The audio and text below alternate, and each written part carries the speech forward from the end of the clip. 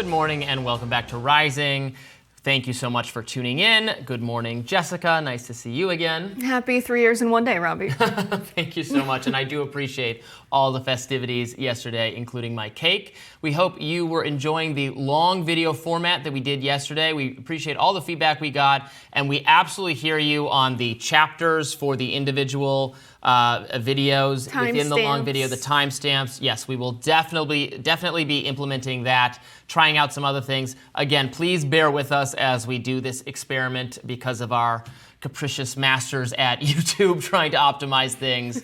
Now let's get to the big news of the day. You've probably heard, it's amazing. Australian WikiLeaks founder Julian Assange is now free. He was released from a British prison on Monday night after being behind bars for 5 years, and he's now in the Northern Mariana Islands, a U.S.-controlled territory near Guam. His hearing will be Wednesday, where he's expected to plead guilty to one conspiracy charge as part of his plea deal with the United States, according to court documents. Now, WikiLeaks and Assange's wife, Stella, posted footage of Assange signing the paperwork, boarding a plane at London Stansted Airport yesterday. Assange came to the national stage, of course, in 2010, when WikiLeaks released files related to the wars in Iraq and Afghanistan. 2019, he was indicted on 17 counts of violating the Espionage Act. Assange is expected to fly back to Australia at the end of the proceedings this week. As part of the plea deal, he is expected to be sentenced to 5 years in prison or time served. The deal sparked mixed reactions online. Some are celebrating. Assange supporter Trevor Fitzgibbon wrote on X, "I'm in tears." Happy tears, those were. Australian Prime Minister told lawmakers, regardless of the views that people have about Mr. Assange's activities, the case has dragged on for too long. We want him brought home. But some reactions condemned the expected deal. Former Vice President Mike Pence weighed in. Julian Assange endangered the lives of our troops in a time of war and should have been prosecuted to the fullest extent of the law. The Biden administration's plea deal with Assange is a miscarriage of justice and dishonors the service and sacrifice of the men and women of our armed forces and their families. Yes, that is the view of the national security state, of sort of mainstream establishment politicians on both sides of the political spectrum.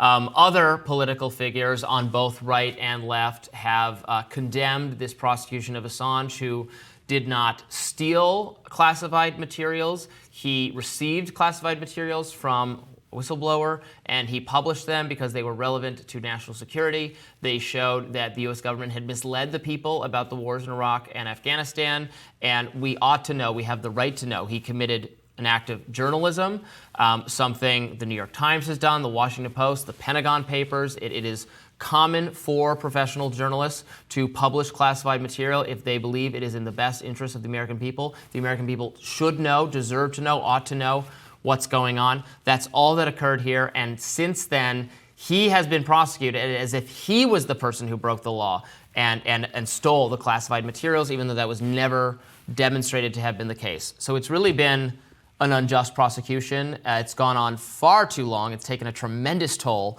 on his mental and physical health. He was holed up in, the Ecuadorian embassy in England, I believe, for many years, and then has been in prison, Belmarsh prison, subsequently, deteriorating in real time. So this is certainly welcome news that he is free. Just absolutely disgusting that the people in the U.S. military that were using methods of torture that we condemned when other countries do them, to expose that. The people who were doing the torture should have probably been subject to persecution, not Julian Assange. The American people absolutely have a right to know what their government is up to. This guise of, well, it would jeopardize the security of the United States, and so therefore you cannot publish information like this. How are we having real democracy in a world where the people voting to elect members of Congress and elect the president to be the commander-in-chief of the military and elect members of Congress to allocate money that will ultimately be used for torture? We can't make good decisions as democratic citizens if we don't know that that money is going to that. It jeopardizes our national security to have the U.S. military use such extreme methods of torture against people, oftentimes, who didn't end up telling the U.S. any useful useful information as a result, and were exonerated afterwards and found not to be who U.S. military officials thought they were. And Julian Assange really ran so people like Daniel Jones could walk and ultimately release that torture report. But really what we saw from Julian Assange was people gunning down Iraqi civilians from helicopters and just thousands of pages of documents on what the U.S. was up to during those wars. And the U.S. condemns other countries for imprisoning journalists, for prosecuting journalists. Russia right now is doing this to a Wall Street Journal reporter, Evan Gershkovich. It is utterly unconscionable. It is certainly wrong. I stand with and agree with everyone in the American news media who is condemning that treatment of an American journalist. It's absolutely unjust. It's absolutely wrong. But where is the moral authority of the U.S. when we have for years been trying to prosecute, imprison, or worse, Julian Assange for these alleged crimes? Again, it was just an act of journalism. So it really erodes the moral authority of the U.S. to weigh in on these issues when we were ourselves doing this to Assange. Now for what? I mean, he's gonna have time served. He has been punished for a crime he was never convicted of, that I don't believe he actually committed, but he has been brutally punished for it. It's time for him to be free. And I would say the actual justice would only be served if he got some kind of pardon or some acknowledgement that what the U.S. government did and what the British government did was wrong, but that's not going to happen. So obviously it's good for him and for his family, for his wife, his brother, who we've had on the show several times,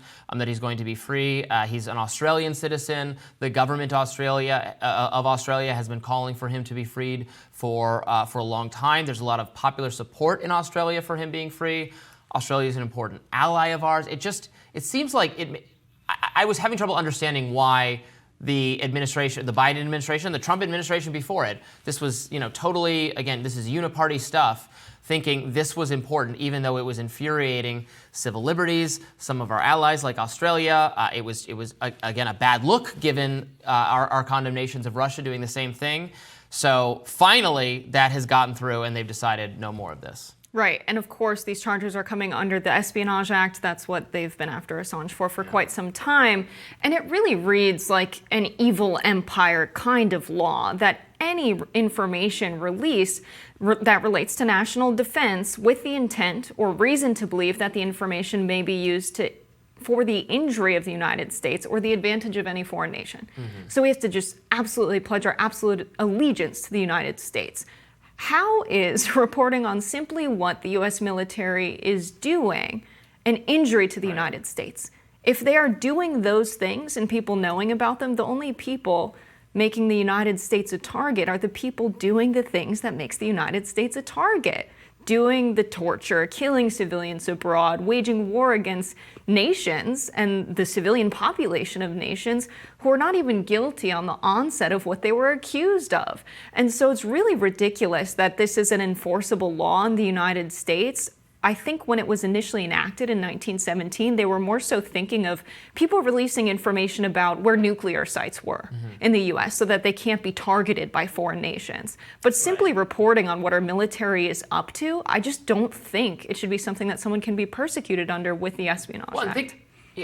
Think of what espionage, the term espionage literally refers to. It refers to not making public secret government information, but taking secret government information, yes, military secrets or the identities of spies, and sharing that with enemy governments. So if they're calling this espionage, what they're saying is that the American people is the enemy, is the foreign threat, right? This is disclosure of information that the public ought to know. And our government has gotten so knee-jerk secretive with routine overclassification of everything. It's actually very easy to commit, if that's the crime, espionage, it's very easy to commit now that everything, I mean, to the extent that major political figures in both parties had boxes of classified documents in their homes, which Biden is not being prosecuted for, Trump is because he didn't give them back quickly enough. But it's kind of that is happening because the government would redact a literal grocery list out of habit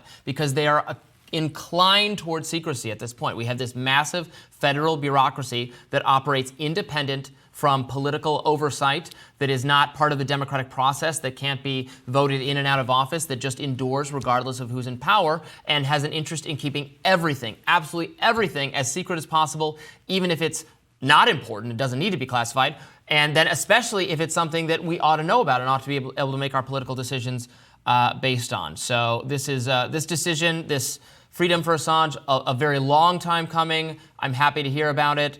Many supporters of civil liberties and press freedoms and freedom of speech in America and across the world will also be happy about it. But that does not erase the blight of how wrong it was to prosecute him in the first place. We will have more Rising in just a minute.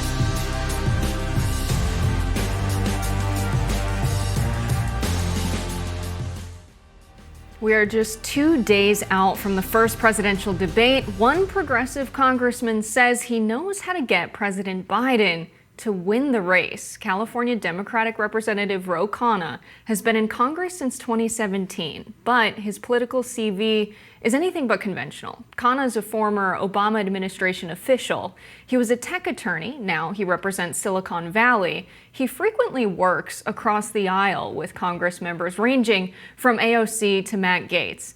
As a profile of Khanna in Slate describes, he's, quote, everywhere, talking about any topic in just about any region. He talks about immigration, inflation, AI, TikTok, student debt, Trump, China, and so on. He can be seen partnering with HBCUs or outside the Washington Post headquarters, standing with striking staffers. More than once, Representative Khanna has also been floated as a 2028 presidential candidate, though he's denied those claims. Still, News Nation anchor Chris Cuomo called him the, quote, now and future leader of the Democratic Party. Khanna joins us now. Thank you for coming on. Thank you. Well, quite an introduction. Appreciate it. Well deserved. So I really want to get into what I'm sure struck most of our viewers. What's the plan for a Biden 2024 victory? It's the economy. The president needs to go across the country and talk about what he's done for working class and middle class families and bringing back manufacturing, in fighting for higher wages, in providing funding for primary schools, and has to articulate what he's going to do in a second term, which is more manufacturing jobs, a $17 minimum wage, universal child care, and that Trump is going to provide tax cuts to the very, very wealthy. A recent ABC News poll found that more Americans trust Trump on the economy and inflation than President Biden. Why do you think that is the case? Has President Biden, failed to make his case? Are Americans looking back fondly at the pre-COVID years and remembering how the economy was and saying, yeah, let's do that again? What explains this? Well, the gap has been narrowing as the president has been talking more about the economy. But of course, there is some COVID fatigue, and the president inherited an economy after COVID. Inflation was high.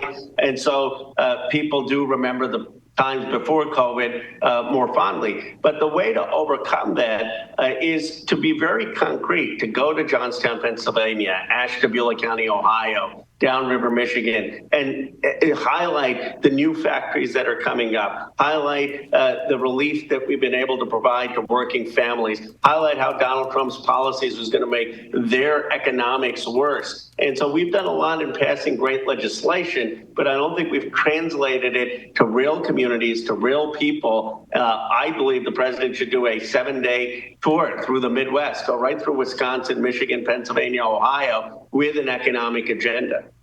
We have seen under the Biden administration some really exciting fiscal policy. We've seen investments in infrastructure, in environmental energy, or green energy creation rather, sustainable energy across the United States of America, the CHIPS Act as well.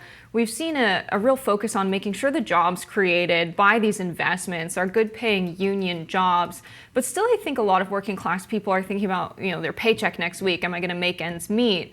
But this was an economy that Biden, I would say, inherited. The post-COVID economy was treacherous, and we've also seen wages stagnant since the 70s. So it's a bit of a beast to turn things around in just 4 years.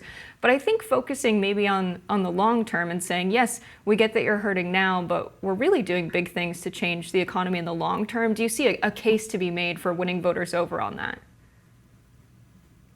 Well, you're absolutely right. This has been 50 years of deindustrialization, 50 years of tax cuts for the very wealthy, 50 years of basically the financialization of the economy that has hollowed out the working and middle class. We've gone in income inequality as a country from 50th in the world in the 1980s to 128. I mean, China is 77. The Western European democracies are in the 30s. So there are these structural issues. And I think what President Biden needs to say is, I'm the first president who's bringing back manufacturing in the modern era. I'm the first president who's really been focused on increasing wages for the working and middle class. Here's what I'm going to do if I win. We're going to get universal child care. We're going to finally get a minimum wage increase. We're going to get relief on rent. And I'm going to be building an economy for the working and middle class again. What is the argument that Joe Biden, must be the figure to sell that vision? Obviously, yourself, you talk very eloquently about a vision to bring manufacturing jobs back. So many Americans, including so many Democrats, have questions about President Biden's age and his ability to serve for another 4 years. That's not just partisan attacks from Republicans. That's a lot of Democrats in polls. And yet there was no real primary, certainly no debate process on the Democratic side to decide, who the candidate would be again. It was a coronation, frankly, despite these concerns that people have. So is there some reason that it must be Joe Biden? The rallying behind Joe Biden must take place. What do you think about any ideas to swap him out at a convention?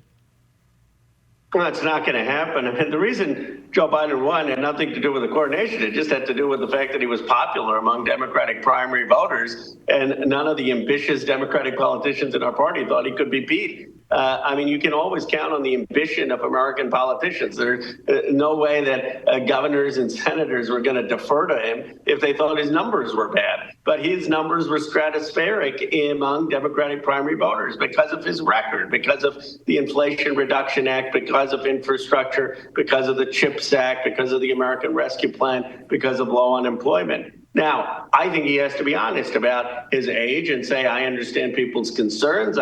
Here is why I still have a future forward-looking agenda. Here's what I've delivered. Here's what I plan to deliver. And on foreign policy, in a complicated, dangerous world with Putin, Xi Jinping, this is why I believe my experience is right for the moment. Now, we hear all the time these days, democracy is in peril, it's at stake this election cycle. It's on a lot of people's minds. What is a government truly buying for the people? What kind of a democracy do we want to have in this country? This is something that I know is dear to you. I really want more people to know what got you interested in having, a career as a representative in Congress.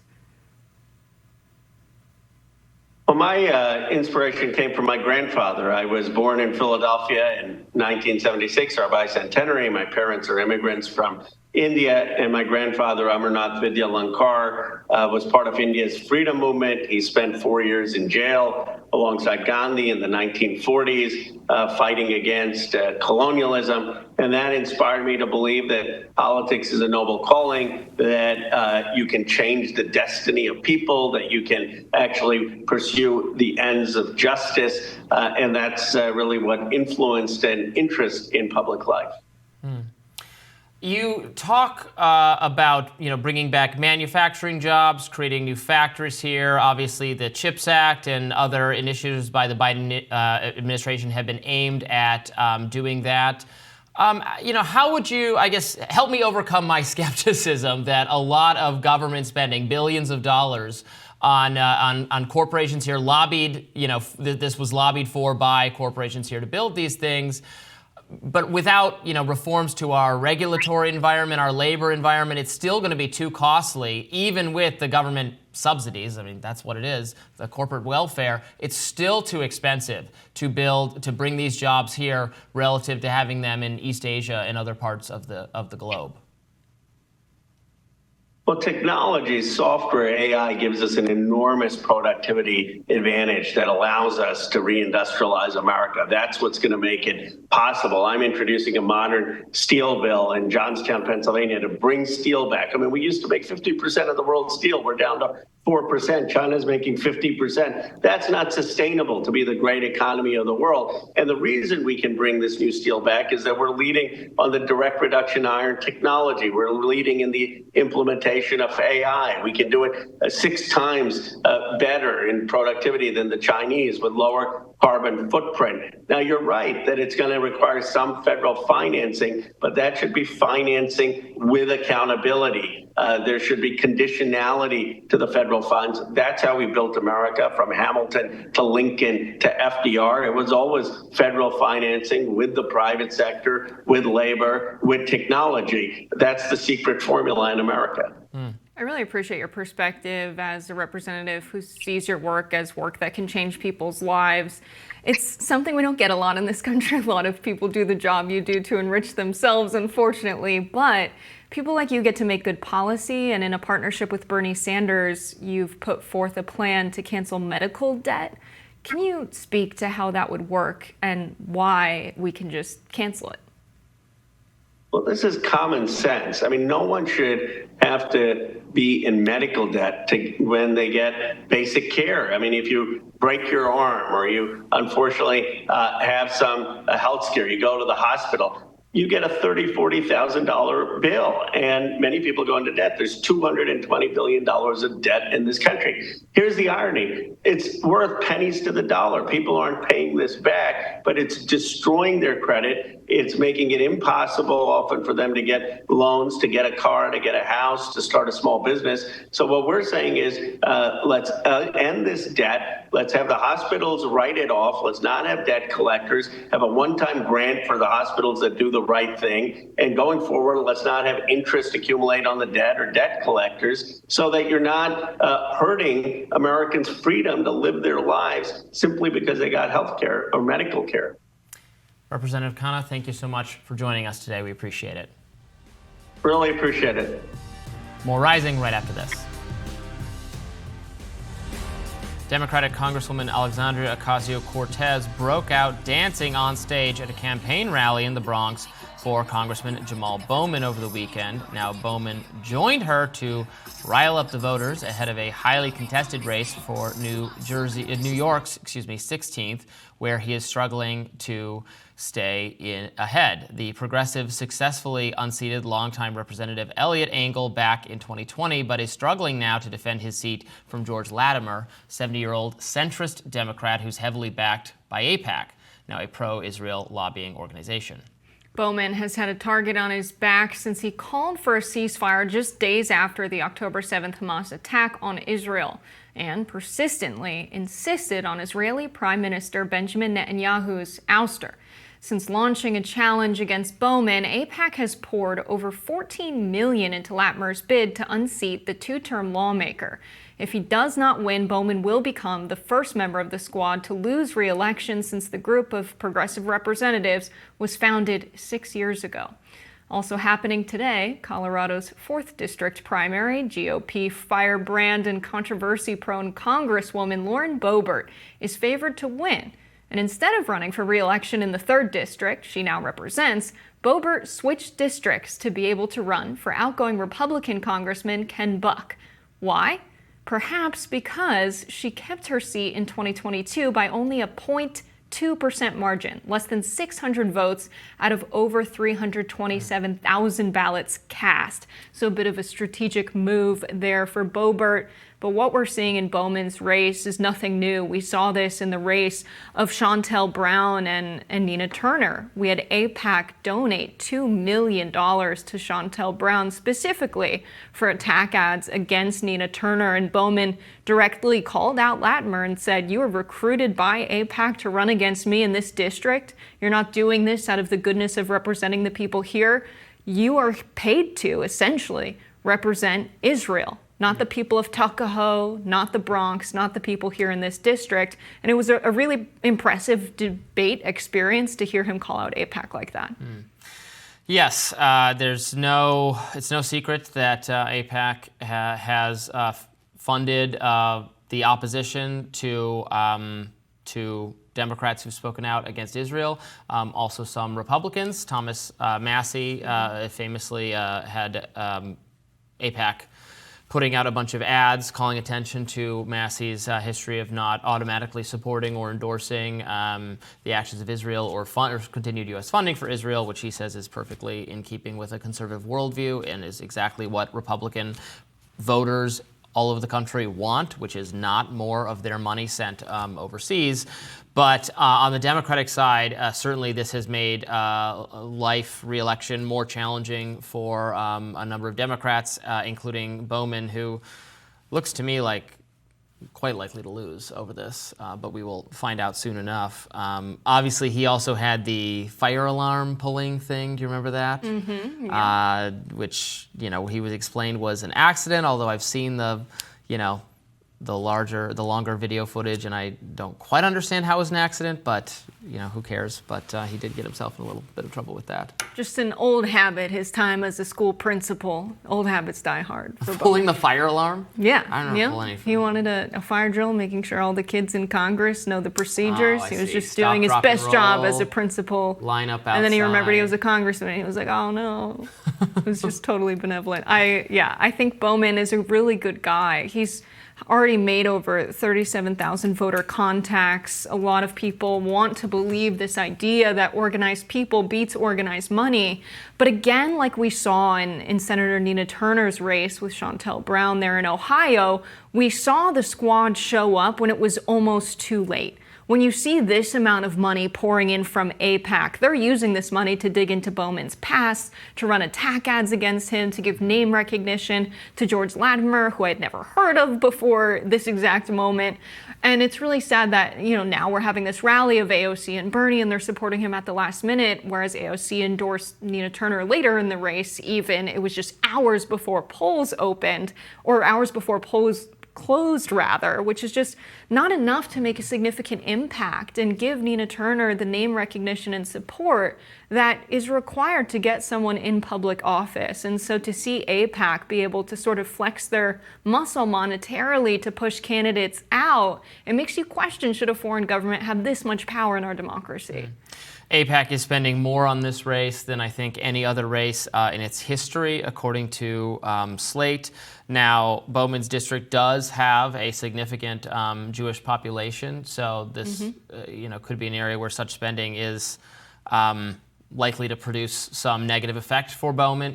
The AIPAC informing Jewish voters about how he feels about Israel and U.S. support for Israel and the war in Gaza, turning away Jewish people from supporting him. So I think it's quite grim. Right. Yeah. I mean, we've seen Jewish Voice for Peace do work with Jamaal Bowman. So while there is a influx of attack ads from AIPAC in the district, there's also a lot of good organizing happening on the ground with Bowman supporting the ceasefire so early and doing work with Jewish Voice for Peace. He's really engaged in the communities there. And I think coming into public office from being a school principal, he was a public servant in a different kind of way, and that's just so rare. We actually have a really good member of Congress in Jamaal Bowman, and it's just sad to see that an influx of millions of dollars could unseat someone like that.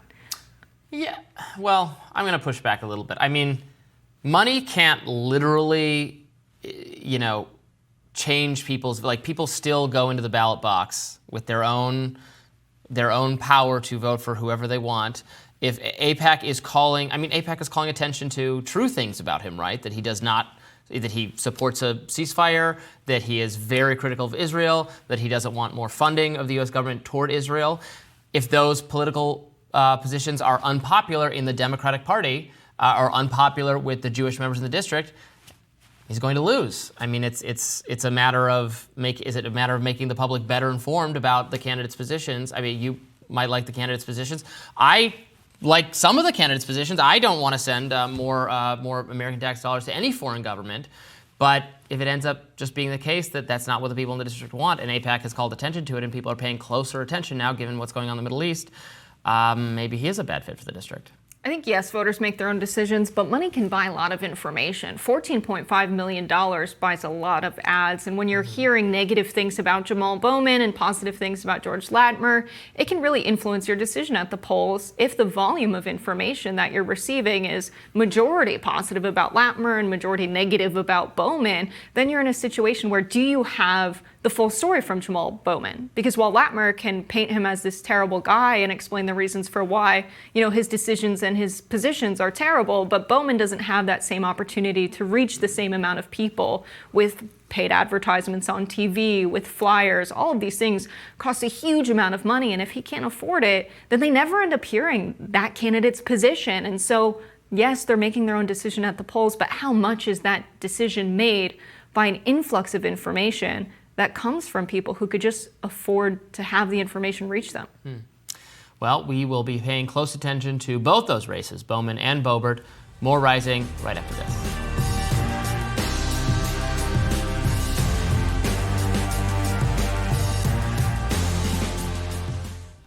Hide your mail. According to a new report, law enforcement is spying on thousands of Americans' mail.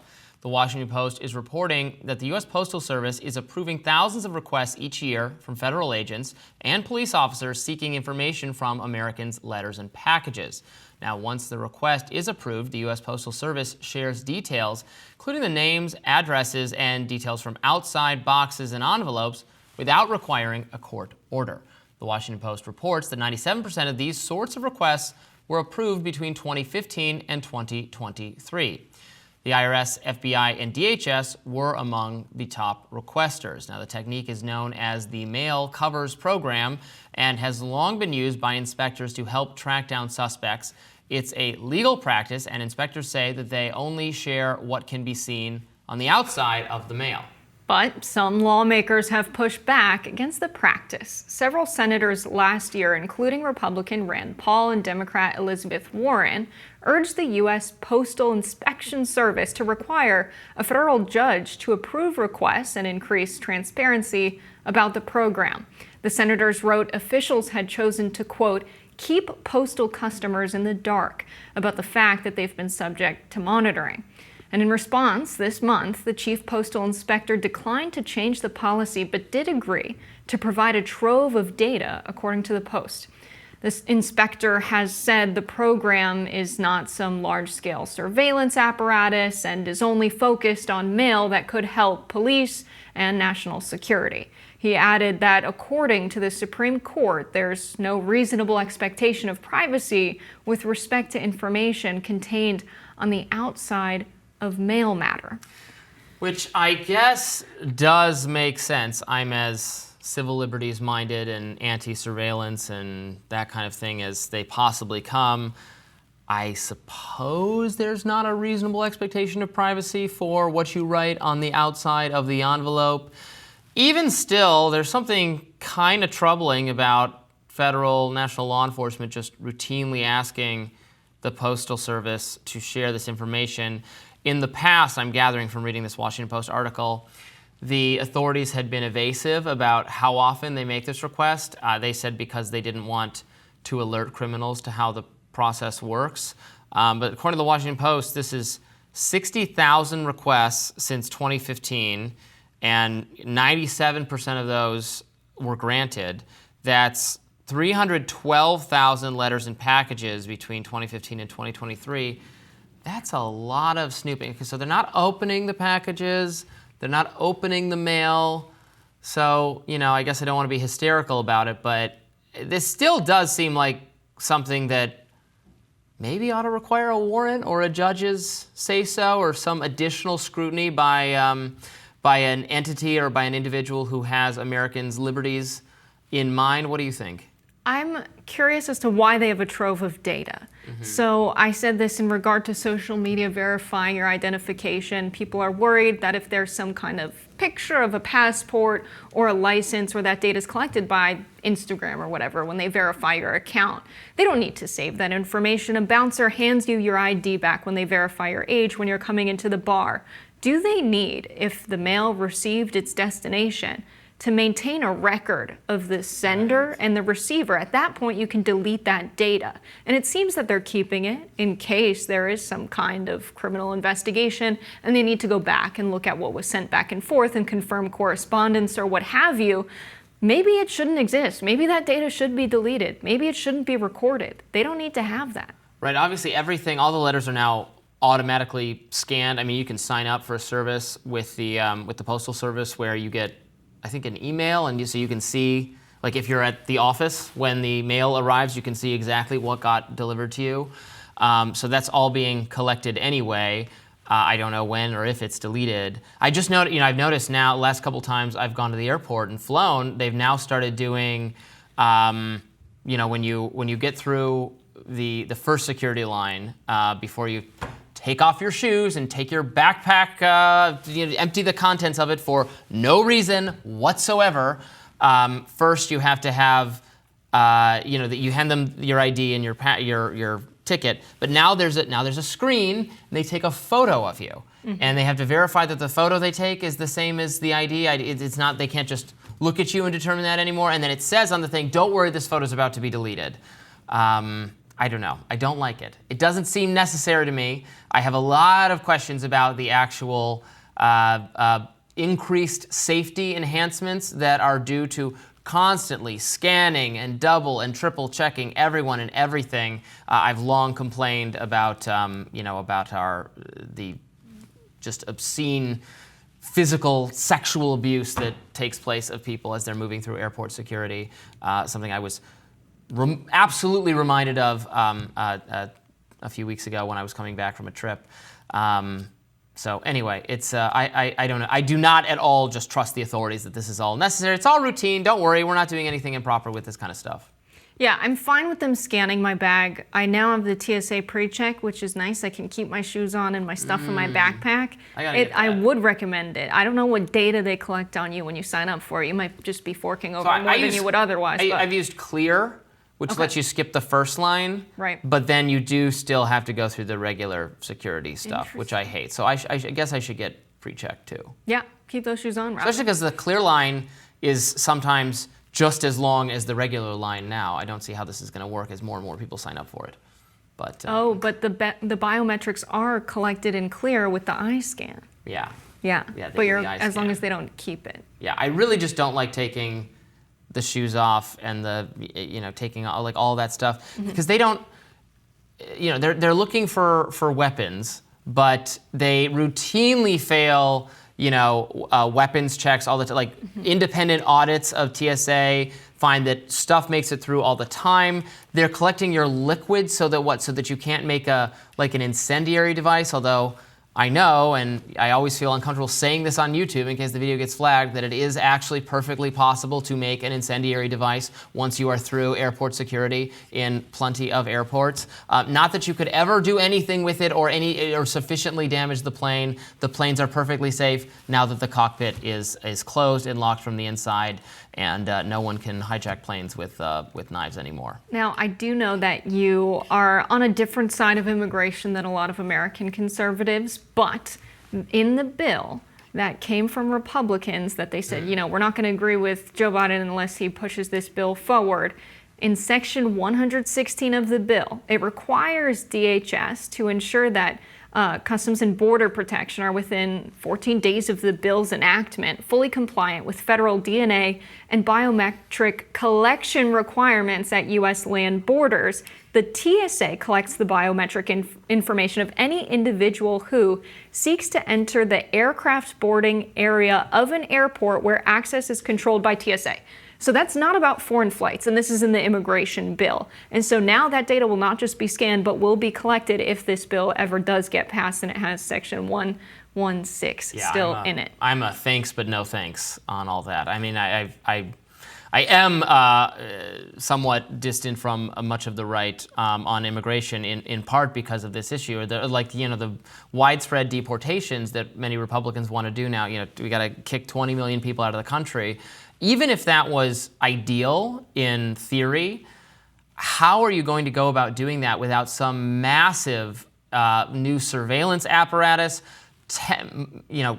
Billions, maybe trillions of dollars spent on doing the law enforcement investigations to make that happen. I think the level of ticketing and credentialing and passporting and double and triple checking everything, the surveillance is just going to be mind-boggling. Americans are very inclined toward privacy and independence and bodily autonomy, and all of that gets violated the more security and surveillance we put into practice for no good reason in many cases. Maybe you can argue in the immigration case it's for good reason, but it still seems like it's going to be a lot of a bother to ordinary Americans who I understand why they want the immigration rules followed. They want lawbreakers to be punished, but man, would it involve a lot more state power to do that. It would be expensive, and in a way where there's no real returns economically. And are we that much safer having them collect the data and invest in the technology necessary to collect it?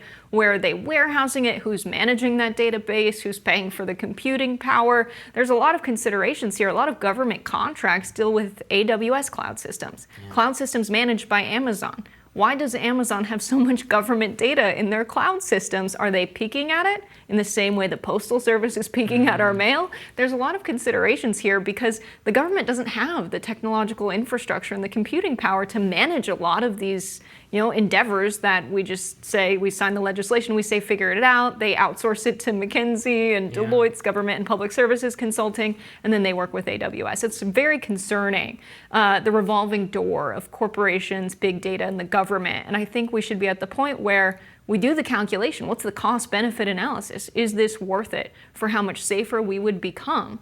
And how much money we would spend in managing a project like this? I don't think it would be if we really got down to the numbers. Stay with us. More Rising coming up next.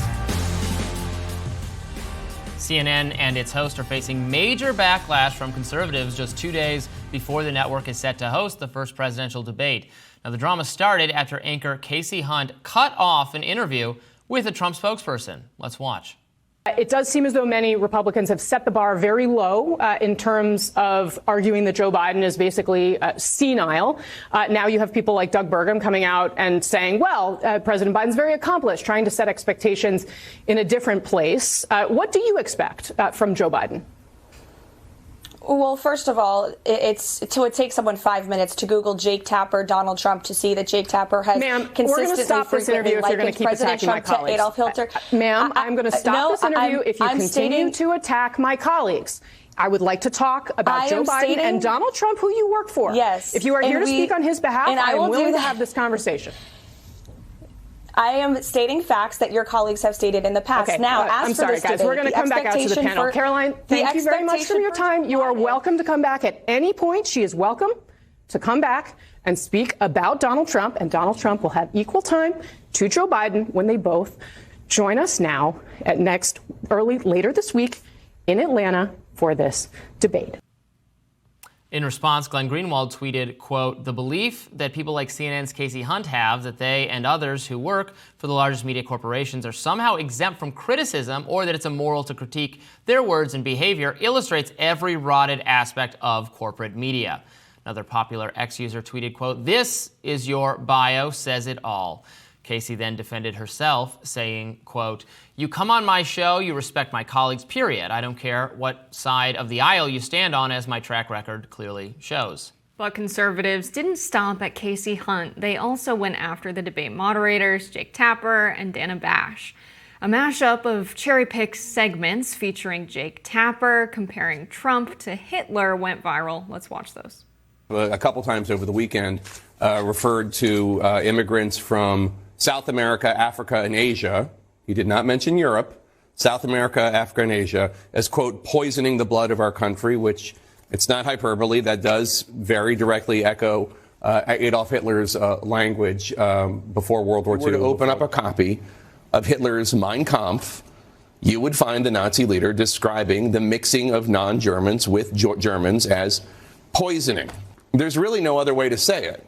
Donald Trump's language mirrors this directly. They also resurfaced clips of Dana bashing Trump. Insults, invective, and outright lies. That's what we heard from Donald Trump in Iowa this weekend. But The View says the attacks against CNN are just a part of Republicans' game plan. Let's watch. No, it's their MO. That's what they do. Rachel Maddow said last week, she's like, if the election is lost, it was rigged. If there's a debate, then the moderators are probably biased and they're prejudiced against me. This is how they tee up even things they end up doing well at. They say, I'm going to lose just in case. All right, so. Look, I think that Casey Hunt really got her, created a mountain out of a molehill here. She could have just let the Trump spokesperson criticize Jake Tapper and then move on. Now this has turned into a whole media cycle and a whole conversation. Conservatives are angrier at CNN than they were before because it actually speaks to the very point, the very criticism, and Greenwald put it well there, that so many mainstream news organizations just take the position that if you're exposed to a viewpoint they don't like or a person you don't like, or they start saying things that makes the media organization uncomfortable, they're just going to cut you off. They're just going to silence you. They're just going to say, no more of that. We wanted you to talk just about, some narrow aspect of Trump's preparedness for the debate or Biden's preparedness for the debate. And then that spokesperson, started going after the whole asking a broader question about whether the debate will be fair to Trump, given the moderator's past statements about him that many conservatives think are indicative of bias. And they were like, no. I mean, why even have on a different perspective? Why even bring on an actual conservative, an actual Trump supporter? You're not going to let them speak and talk about why there's dissatisfaction with your media organization. What's the point? I think we've both been in debates where the moderator clearly has picked a side, and when you're not on the side of the moderator, it can be excruciating. You don't have a fair chance to say your side, so it's valid to say, Jake Tapper doesn't like Donald Trump, Dana Bash doesn't like Donald Trump either. Maybe we should have moderators that get together, and maybe one is in the Trump camp, maybe one's in the Biden camp, and they decide on questions together. They decide how they're going to enforce the rules. I think more people would be inclined to watch, but when you're getting the network's darling hosts that constantly criticize Donald Trump, I think that's when people say, do we really have a place for fair debates in this country anymore when we're deciding on who to vote for president? And I think a lot of people would say, no, we really don't when we look at it seriously. And so looking at the history of what Jake Tapper has said about Donald Trump, I think, if we're going to go this way and we're going to be extremely biased, just say it to his face. Just ask him what he thinks about those ideas, Jake Tapper. But really, CNN might just be doing this for clicks. They might just be doing this for viewers. This could have just been an explicit tactic they decided on at the beginning of the segment, that if she starts bashing Jake Tapper, we're going to call it off. Now it's going to go viral. We're going to get all of the Biden viewers that love seeing people be mean to Trump people support, Casey in this show, and we're going to go viral as well because conservatives will be mad. Well, right. If I had a guest on and I didn't like what they were saying, you let them talk, and then you argue against them. If they're wrong, you say why they're wrong, or you just let them say the wrong things, and then the viewers are smart; they can figure it out. So it's what it seems like. What comes across is that Casey Hunt thought it was accurate, or suspected it was accurate, or couldn't rebut it, and didn't want to try, and so we're just not even having a conversation, which is just. I've used this phrase, which I hate, twice today already, but I'm going to use it again. It's a bad look. So, they got themselves in that trouble. And by the way, I don't think Jake Tapper is not, there are times I've agreed with him. There's times I've not agreed with him. Some of his reporting I've liked, some of it I've not liked. I think he is far from the worst example of sort of mainstream thinking, or even, he's a very pivotal anchor at CNN. I think he's quite capable of doing a very fair job sometimes. I recall when I helped set the record straight on the Covington kids, the kids at the Lincoln Memorial. He was one of the first people to share my article saying why his own network had really gotten that coverage wrong, so I've always appreciated that. Now that said, he's not always gotten it right like everyone else in media. I also saw a roundup yesterday of him describing the shooting, the police shooting of Jacob Blake. There's all these clips of him saying, unarmed, shot by police, and then, that's why you got to be careful with that. It was subsequently demonstrated that Jacob Blake was in fact carrying a knife. He had picked up the knife again. It was, the police were acquitted of any wrongdoing because it was justified, and also that he was wanted on multiple domestic violence charges, and there was legitimate concern that he was trying to flee with the kids in the car or that kind of thing.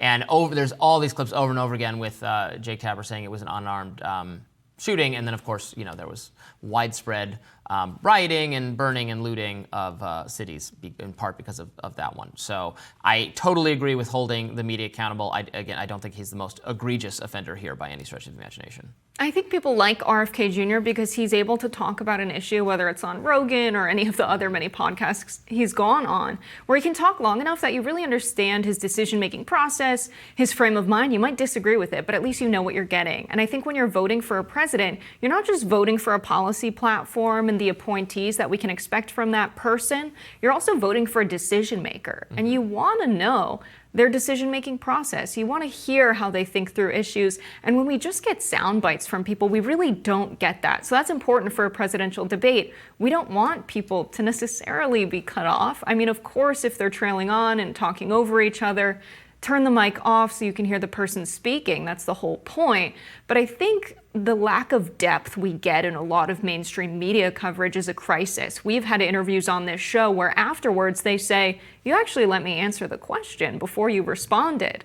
And the lack of doing that is something that's been a trend in media for a while. I'm sure you don't like Dana Bash because of her coverage of Ron Paul back in 2012. That was one of the first big scandals of someone who was a reporter actually having political opinions. We're going to have to deal with people, of course, being human and having opinions, but also being fair. It is easier for us to not cut people off because we're on social media and we don't have we don't have to go to a commercial break in the same way. We can generally let people talk longer. That's, I think, one of the value adds of our show. Whereas, I've been on TV and it's nothing personal when they're saying, wrap, quick answer because the commercial break is coming. I think in terms of the debate, as long as the candidates know how much time they're getting, it's fair. Suddenly cutting someone off should be totally, that would be like, I'm not going to use the word election interference, but like very, very bad for democracy we don't like what Trump's saying or we don't like what Biden's saying, we're going to suddenly cut them off. It should be like, okay, you each get 2 minutes, you have 30 more seconds. It's going to be hard off, when that countdown hits. I think that's fine. But if they have the power to just mute each candidate at will, again, given that they are certainly more friendly to Biden than to Trump, I don't think that's unfair to say. That would be a major scandal. So I'm assuming they don't actually have that power, but we're going to find out on Thursday. We'll have more Rising right after this.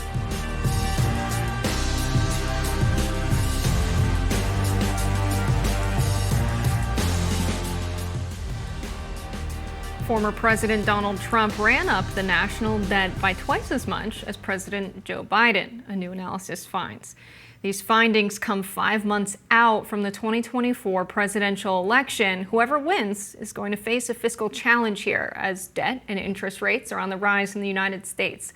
According to the analysis, while both candidates added trillions to the national debt while in office, Biden's figure clocks in at $4.3 trillion, while Trump's is up at $8.4 trillion. The Committee for a Responsible Federal Budget is who did this research. Now, under Trump, $3.6 trillion went towards COVID relief, and $2.1 trillion in COVID relief has been borrowed under Biden. Deficit hawks from both sides are eating up this analysis, but in the Republican camp a few months ago in August, Nikki Haley was hitting hard at her Republican colleagues. The truth is that Biden didn't do this to us. Our Republicans did this to us, too. When they passed that $2.2 trillion COVID stimulus bill, they left us with 90 million people on Medicaid, 42 million people on food stamps. No one has told you how to fix it. I'll tell you how to fix it. They need to stop the spending. They need to stop the borrowing. They need to eliminate the earmarks that the Republicans brought back in. And they need to make sure they understand these are taxpayer dollars. It's not their dollars. And while they're all saying this, you have Ron DeSantis, you've got Tim Scott, you've got Mike Pence. They all voted to raise the debt. And Donald Trump added $8 trillion to our debt. And our kids are never going to forgive us for this. So I don't know. I think that if you're going to analyze the debt, you need to analyze it in the context of who did the government borrow this money from? A lot of this is not borrowing from foreign governments. It's the establishment of national deficits and sometimes the issuance of bonds. And when the government spends money, we need to consider, is this money that's going to grow the economy? Is it going to put real productive resources to use and therefore result in additional revenues and additional GDP growth in the United States? Is it going to be inflationary and the money's going towards things that are not going to increase economic productivity?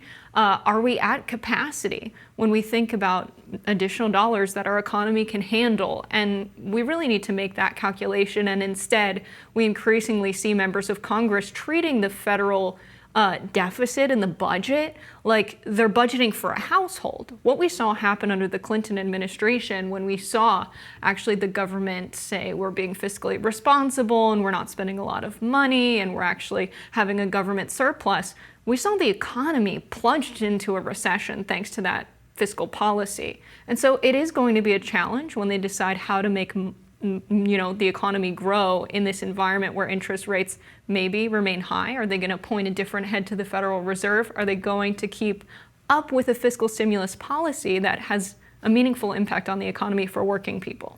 Right. I mean, no household would be allowed to spend the way the American government has.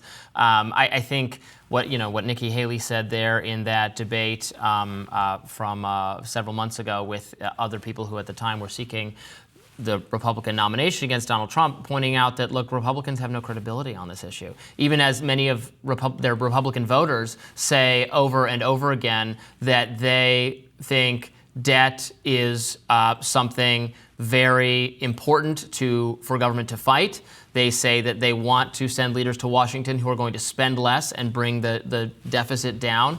And Republicans say, absolutely, we're going to do that. And then when they get into office, they do, as evidenced by this analysis, and this is not by any stretch of the imagination the first time I have seen this kind of accounting, they spend just as much as Democrats, if not more. George W. Bush is a huge example here for having run on a humble foreign policy, a humble government policy, fiscal responsibility, and then the war on terror happens and the war in Iraq happens, and we spend so much on defense, and then that continues to this day. So there's just a massive disconnect between what the American people want, what they are told by the elected leaders they're getting, and then what actually happens. And I think that the shame of it is just Congress, the federal government, the president has very little incentive to spend less money because nobody at their district. And then some people end up being a little hypocritical about this because everybody wants the federal government to spend less in the abstract. But if that means, to your point, if that means fewer dollars coming home to support manufacturing in my district or whatever, then it's like, well, we want cuts, but not cuts that we were going to get those money. We don't want what we're getting cut.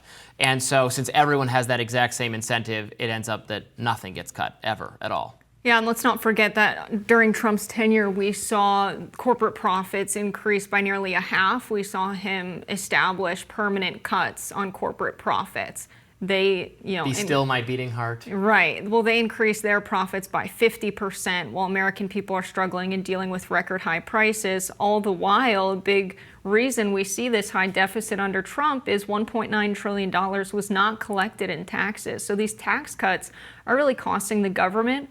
But to your point, of course, a household couldn't operate like the U.S. government. No one's allowed to create money as a person in the United States. It is a crime, just the government. And even banks are getting this money from the federal government, and they do have charters to operate officially, and they do play a significant role in the money creation process in the United States. We outsource money creation. New dollars need to be added to the economy for it to grow, to mobilize workers, to purchase land and machinery and tools. And the government can do that. The government can say, Well, we're not really seeing private corporations in the energy industry invest in sustainable energy. They're really relying on fossil fuels. And you see these guys make their promises to their Wall Street investors. We're going to keep our extraction at the exact same rate, even when the U.S. really needed, additional energy resources during the sanctions on Russia in the beginning months of the Ukraine war. We tapped into our strategic reserves as a result of that selfish decision by executives, and working families were paying a ton at the pump. And so what do we have? We have Biden investing billions of dollars to front the initial capital required to have that economic growth in the energy sector in the United States. And so there's a huge challenge in a high interest rate environment when I think many corporations, many businesses, whether big or small, are afraid to take out loans and grow their businesses and pay back that loan at such a high interest rate. And I think they're afraid they'll go up again in response to additional inflation if we see that. And so a lot of fiscal investment will need to come from the federal government, and making decisions where and how is going to be a big task of this next president. And I don't think Jerome Powell's leadership on that front at the Federal Reserve is one that can usher in an era where we really turn things around in how we run this country's budget. I mean, inflation is the concern, right? You're correct that the government can do this. The government can print more money, but what some economists, many economists fear is that doing that over and over again does contribute then to the devaluing of the currency, of everything costing. There's more money, the money supply, more money entering the supply, then sectors of the economy feel justified in raising prices, and you get in the situation where we're in now. I mean, that's not the only reason, certainly, for inflation, but I think it certainly contributes. And inflation is like the top concern of Americans today. It is like the number one issue in the country, or number two to immigration on some polls. And handling that appropriately should be the major tasks of our government. It's the thing the American people are most using to vet who should be the next president. So, it's interesting to see the track record and see runaway, reckless spend, trillions of dollars we don't have spent by both sides, Republicans, Trump, even worse, despite, making more explicit promises to not do that. So I think the hypocrisy there is a lot more astounding. I think one of the biggest sources of inflation relevant to spending were a lot of the small business loans that were not used for payroll by small businesses and then were not paid back. I think the stimulus that we saw during the pandemic and a lot of that spending wasn't the kind of spending where it was too many dollars chasing too few goods. When we look at the GDP, we don't see these kinds of gaps that would indicate that's the situation. So it wasn't a scenario where the government overspent and that produced inflation. We saw the supply chain constraints across the economy. There weren't enough semiconductors. There were all of these reasons for supply chain breakdowns, including workers just not being able to go to work or work in a normal way. So productivity was down. But over the few years during COVID, we saw corporations really take advantage of that narrative and raise prices just because they can. And we see the economic evidence in the data. We see that corporate profits during the pandemic, so from Q2 of 2020 through Q4 of 2021, the amount of money made off of price increases, 53.9% of that went to corporate profits. So it's not like they raised prices because they needed more money because they were experiencing high input costs, which is what we would see in a traditional inflationary environment. And unit labor costs prior to this accounted for the majority of money made off of price increases. So 1970 to 2019, we saw that over 61% of the money made off of price increases went to workers as salary, wages, and benefits. During the pandemic, that figure was just 7.9%. So workers are being squeezed when they're purchasing groceries, paying these high prices. Those dollars are going to corporate profits, and they're not making any more. And so in this kind of environment, we really need a president that's going to have a strong FTC. We have seen the Biden administration breaking up the monopolies that have this price-setting power. But I think a lot of people ran with this narrative that, the stimulus in the economy during the time when we saw the downfall following COVID, it wasn't what caused inflation. It was actually necessary to save us from prolonging a recession like we saw in 2008, when a lot of economists say Obama didn't spend enough.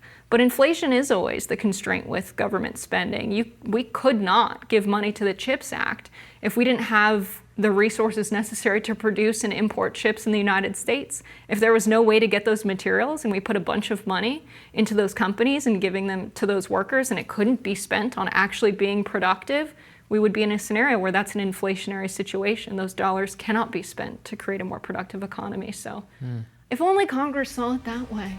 If only. More rising right after this. Here's some breaking news. Hunter Biden may no longer practice law in Washington, D.C. The D.C. Court of Appeals suspended his license on Tuesday. This development stems from his conviction on 3 felony counts relating to the purchase of a gun while suffering from addiction. Now, the D.C. Bar's Board on Professional Responsibility will hold a hearing to determine whether Hunter Biden's law license should be permanently revoked. That will depend upon whether he is found to have committed moral turpitude. Hunter Biden is facing up to 25 years in prison on the gun charges, though as a first-time offender, he's unlikely to get anywhere near that. His legal team is vigorously fighting the conviction. Earlier this week, they asked for an entirely new trial, arguing that the Delaware proceeding did not have proper jurisdiction. So, not an unexpected development here. Law license suspended. That's something that happens if you're a lawyer and you're charged and then convicted with crimes. It doesn't mean he's permanently disbarred yet. He has to, go through this proceeding with the Bar Association, and then he could actually lose the law license permanently. Right, so a panel in D.C. there decided to review this guilty verdict for Hunter Biden. They constituted it is a serious crime, and now they have to consider whether or not it's morally serious enough to cost him his license to practice. I don't know that his practice has been booming lately. We know that, I think it was a year ago, that he was in court with the mother of his child around child support payments, saying that he couldn't afford it. There needed to be a renegotiation there. So I don't know how much this will really affect him financially if he really was practicing a lot at this point in time. Well, luckily you don't need a license. There's no license they can take away to produce art. So that business model is still quite in place for him. I would be living for Hunter Biden, living in the basement of the White House, just focusing on his art, just moving back in with his parents. I think Joe would welcome him. I think so, very much, potentially to the campaign's detriment. Speaking of which, in other Hunter Biden news, the laptop story again being discussed on social media in connection with this upcoming presidential debate between Biden and Trump. Now, CNN moderator Dana Bash is going to moderate the upcoming debate. She's married to Jeremy Bash, who's a former intelligence official, who's one of the 50 people who signed that infamous letter that said that Hunter's laptop resembled Russian disinformation. Here was Jeremy Bash making that case on MSNBC.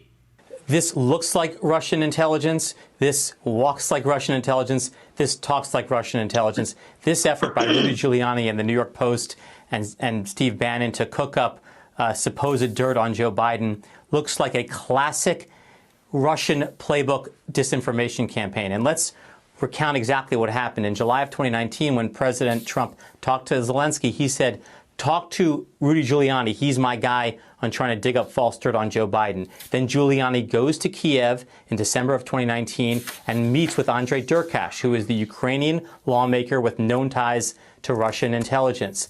That assessment, by the way, is not my assessment. That's the assessment of the Trump intelligence community leadership, who in August of this year put out a statement saying that Andrei Derkash and Russian intelligence were trying to denigrate Joe Biden. And then the next month in September, Steve Mnuchin at the Treasury Department put out a statement saying that Derkash is a known Russian intelligence operative and has been for the last decade.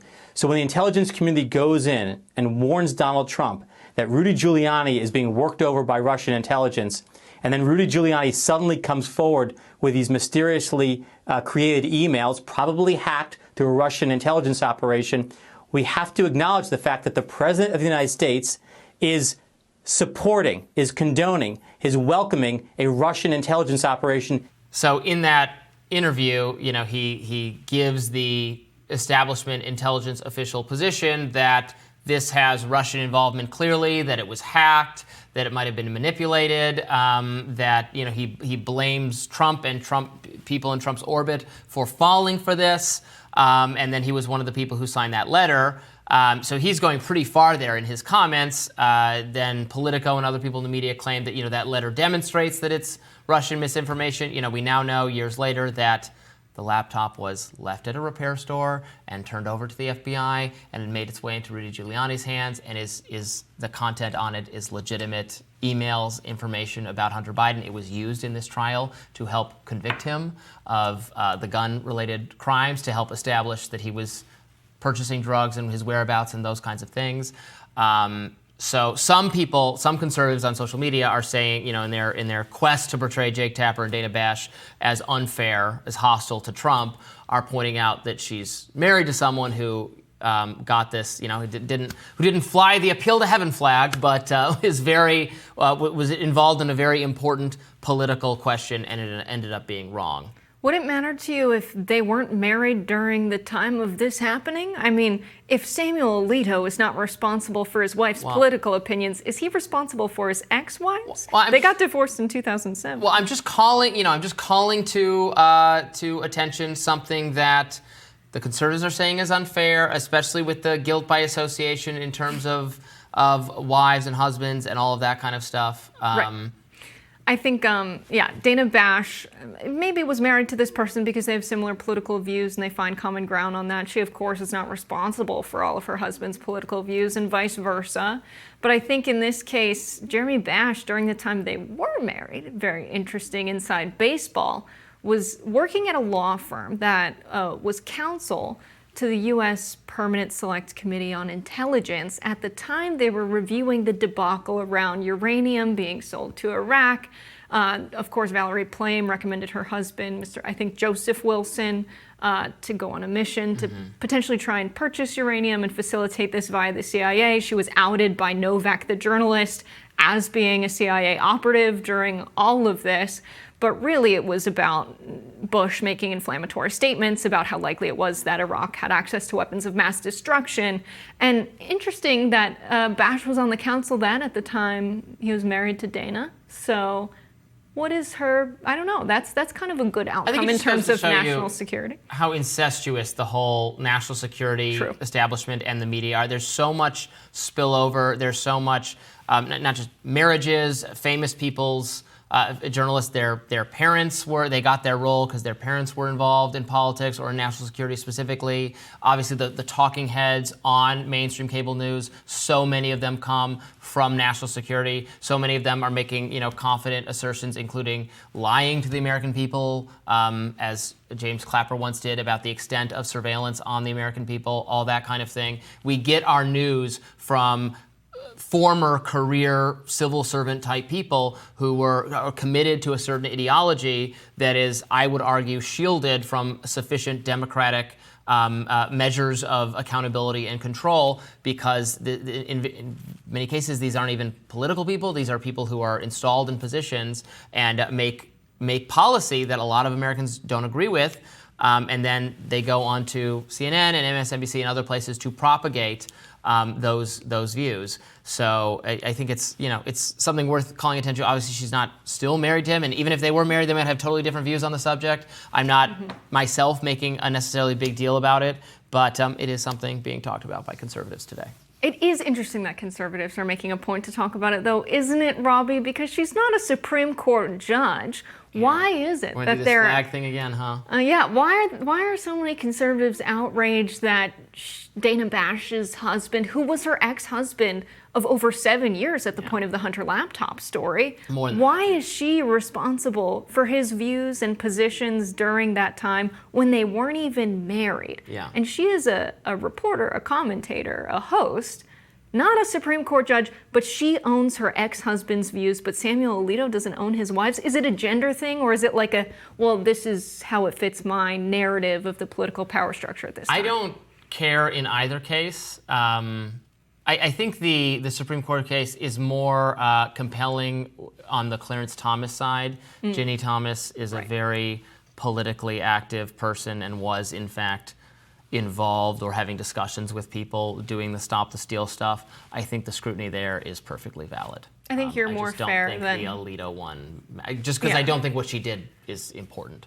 As long as the application of your moral position on this is consistent, which yours is, but we also, can't say that for everyone on Twitter right now. Well, also, I think it's fair to criticize them both. I was just not calling on Alito or Thomas to like lose their positions of the Supreme Court or recuse themselves, nor am I calling for Dana Bash to not be involved in the debate or be punished or in any way. I'm just calling attention to something the conservatives found interesting. I do think it's interesting because of what you said. How it exposes how intertwined the media is, political candidates are, and the national security state. Everybody in media is some famous person's scion or cousin or niece or nephew. Present company excluded. Right. We're Everyone no one. except for us, you guys. We're just the little people. Stay with us. More Rising right after this.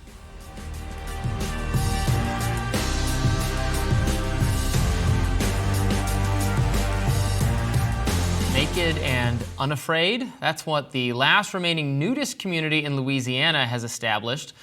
A place where, yes, you wear nothing but your birthday suit. A place where people can feel safe and free from body shaming and free from loneliness. That's what journalist Emily Topping found out when she spent a night at the Indian Hills Nudist Park tucked away in St. Tammany Parish in Louisiana.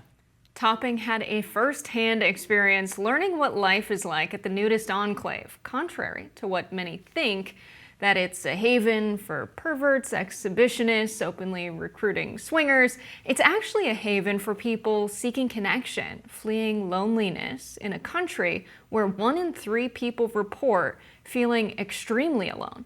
The dwellers at Indian Hills may be onto something. Here to tell us more is Emily Topping herself, the life and culture reporter for GulfLive.com. Welcome, Emily.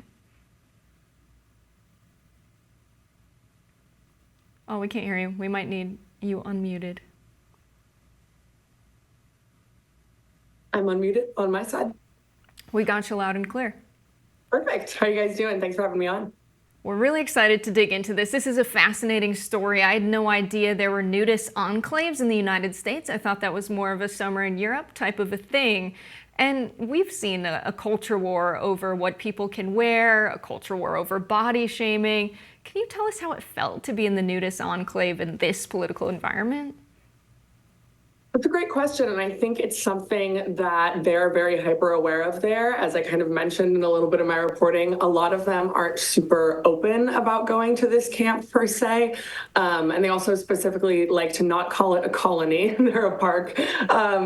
But yeah, they're aware that people sometimes deem it predatory to be nudists. Some of them are public school teachers, some of them are lawyers, some of them are doctors. Tim Kramer, who runs the park and is the manager, tells me that sometimes people give fake names when they check in. He does have to have their real name because he needs to have their identification in case anything happens to them, but it is something that people are wary of for sure. Is this an adults-only type of thing? I think some people would have some questions if there are younger people running around too about safety and that kind of thing. Absolutely. So it is 18 plus, but interestingly enough, it only has been for a couple of years. They used to have families that lived in the park, and it's only become adult only since COVID. Basically in 2020, the last family that had children moved out. And so they put it to a vote, and the remaining members thought that they'd be more comfortable without kids. But previously, yeah, they used to have kids there. I don't suppose you know what it was like during COVID. Was there like mask wearing but no clothes wearing? You know what?